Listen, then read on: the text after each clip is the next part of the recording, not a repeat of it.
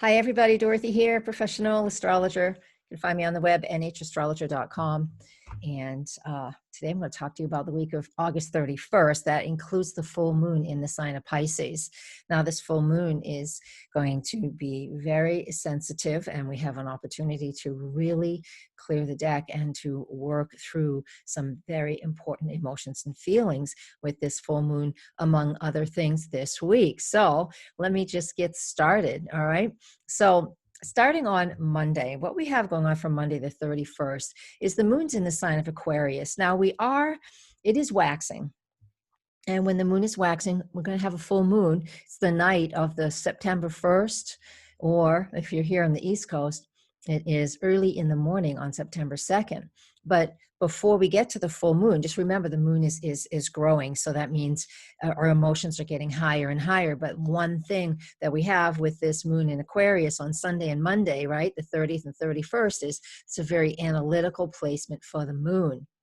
So we're going to be really in our heads a lot. I mean, this isn't everybody, but a lot of us. So when the moon is in Aquarius, we're thinking. That thinking mind doesn't let the emotions come out. So on Monday, you're going to be thinking a lot. You're going to be processing things. Will it feel emotional? Of course, some of us will always be feeling emotional, of course. But the main theme is that analyzing things and trying to make things fit. Before we even get to the full moon on Tuesday, early in the morning, the moon enters Pisces, the sign it will be full in. And so there's the shift. Because when the moon's in Aquarius, again, we're always thinking, but we're not engaging the emotion a lot. But by Tuesday morning, early in the morning, that moon enters Pisces. Game on.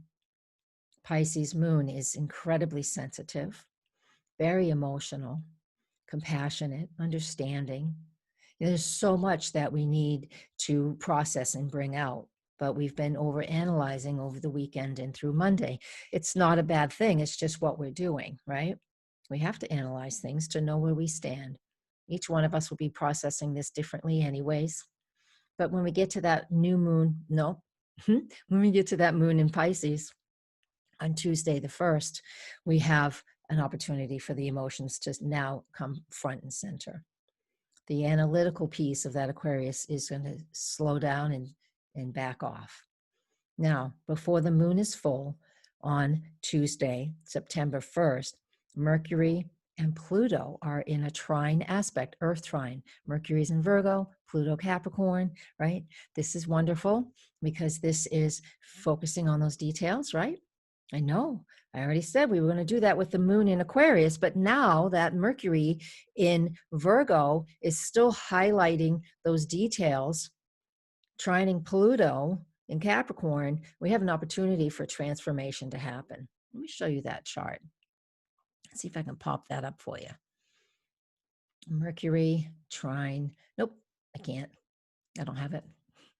But I do have the full moon video, the full moon thing. Here, let me share my screen. There we go.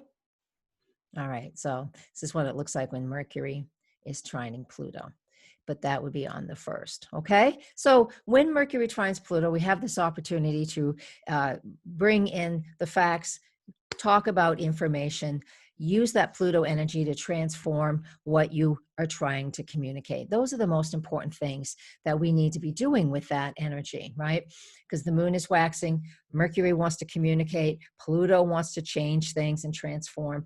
These are the wonderful things we can have. Emotions are coming up, so we're going to be able to most likely have these transformative conversations with those that we care for, right? So we need to pay attention to that, and we need to be sensitive to that. So that's part of what's going on Monday and Tuesday.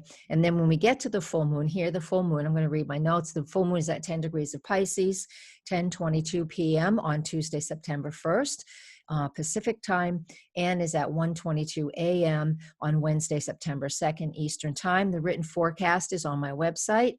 The link here on YouTube for the written forecast is below. So you can go and read that there as well. So what are we going to do with this full moon in Pisces? Well, the sun is in Virgo. the moon in Pisces. So what happens here is, like, I always see this when I see this opposition, is we need to bring spirit to matter. And again, this is about, with that Mercury and Pluto a trine, and we also have that full moon going on in Pisces. Virgo sun, details, matter. Pisces, spirit. So we need to be figuring out for our own selves how we're going to pull that together.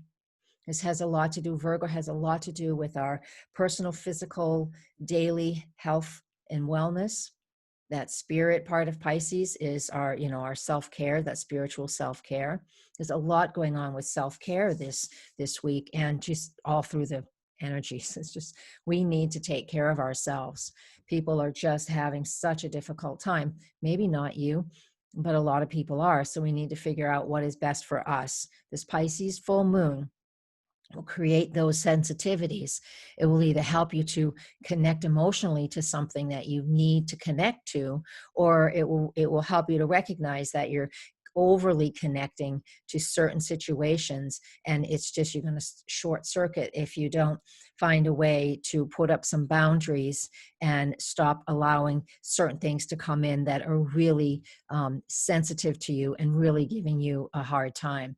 So let me get back to the chart. I lost it. Here it is. So I want you to focus on that. So this is what the full moon looks like here at my latitude and longitude, which is right over there. I use the Placidus house system, not equal. So that's part of what's going on with that full moon. There's just a fair amount of stuff that's like pretty heavy duty, right? Yeah, it really is. All right. So let's stop my share for now. We also have a bunch of other aspects going on, and I have included that information on my Patreon group. So please come and join me there for more details. And what else? I want to also talk about what else Mercury is doing here, because Mercury on Thursday, September 3rd, is making a trine aspect to Saturn now, right? Because Saturn's a little further along in the zodiac than Pluto is. And this is the final aspect Mercury makes in the sign of Virgo. Let me go grab that chart for you. I will show you what it looks like. Here's Mercury trine Pluto. Let's make sure I have a new share. There it is. Mercury trine Pluto is trine Saturn is right here, just a couple days after the one with Pluto. So what do we want to do with this? When we have Mercury making that aspect, again, more grounding, more logical, practical. These two planets are in their own rulership, so they're very happy here. So if you are trying to, this is a full moon, we're still in full moon phase, even though it's just a couple days after the full moon, we have an opportunity here to really organize things, especially in business ideas. So because that's Capricorn, Saturn, Capricorn, right? Mercury and Virgo, what I do with my job, my work, those regular daily routines associated with work, co-workers. That easy trine aspect to Saturn and Capricorn has everything to do with really your reputation at work, your reputation out in the world, projects, ideas, thoughts, bringing and pulling all of these things together. So in this full moon phase, this whole week, we have wonderful support and information and opportunities with Mercury and Virgo, making those trine aspects to Pluto and Saturn as we have this very sensitive and emotional full moon. So I recommend that you make sure you find time for self-care. And please make sure that you do that, because when you do that, then you're going to have the energy and feel that purpose to be able to do the things that you need to do, that work-related, job-related, responsibility-related things. And you can do it from a place that, you feel a little more rested. It's not from a place of being burnt out. To me, these are easy aspects. I know there's a ton of what going on in the world. I am not oblivious to that, but I just want you to have quality information, which is what I hope to give you here, on how you can use this stuff for your benefit. So take some time, get some self-care, whatever that means to you. And then you're going to have the energy to use these Capricorn transits, which are, the Virgo transits to the Capricorn planets. You're going to get to use that. And that's going to be just super helpful, because we want to do that. So here, here, all this Virgo, all this Capricorn. We've got a lot of planets in Earth signs. Earlier in the week, we also have the sun making a trine aspect to Uranus, and that is like helping us to really get out of our comfort zone. If you're stuck in a rut, if you're not, that's fine. But if you're stuck in a rut and you just can't seem to get out, that aspect between the sun and Uranus is just after the full moon. It is on Tuesday, September 2nd. Just about like looks like 10 in the morning Eastern time. So this whole week we have these opportunities to do this. So we're tying up lots of loose ends with Virgo, with Mercury at the end of a sign. He's going to shift. So is Venus. She's at the end of her sign this week as well. And so on Saturday, all of this is written out in my forecast too. So click on that link below. So Saturday the 1st, Mercury moves into the sign of Libra.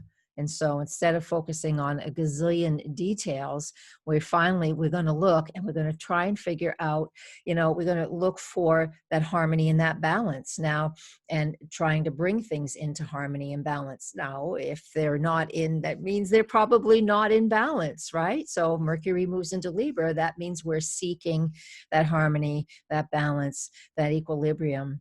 3 weeks, we have an opportunity to seek that in our own lives where things have felt out of balance. When the sun gets into Libra at the fall equinox, we'll have an opportunity to do more. I'll talk about that when it happens.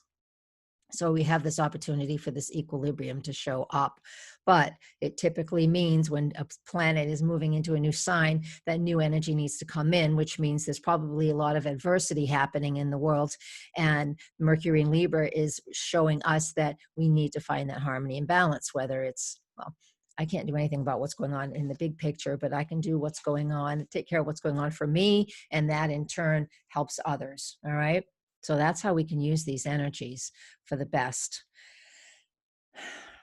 And what you feel passionate about, because here we are, Venus enters Leo now, right? And this is on Sunday. It's at 3:22 in the morning, Eastern time. So with Venus entering Leo, I mean, this is passionate. This is like Venus in Cancer is about love and compassion and self-care and all of those things. But when it gets into Leo, this is really fiery and very energizing. So we need to make sure that, this is going to inspire us, if we haven't been inspired yet, to get behind something we're passionate about. There's a gamut of choices of what you want to be passionate about. But this also speaks to our love relationships that, there's just been so much stress and people are just like on such edge that we're forgetting to really connect with our partners or those that we love. And this can show up where a partner of yours would say, hey, all right, I need your attention, but might say it in a way that feels a bit, fiery, if you will. All right. So that's some of the energy that we have with that too. All right. I'm going to stop my share for now. And again, I'll have more for you. Come to my Patreon and I will help you out there. And, thank you very much, everybody. Please comment, like, and share. You know the routine. And I will see you again next week. Blessings. Namaste.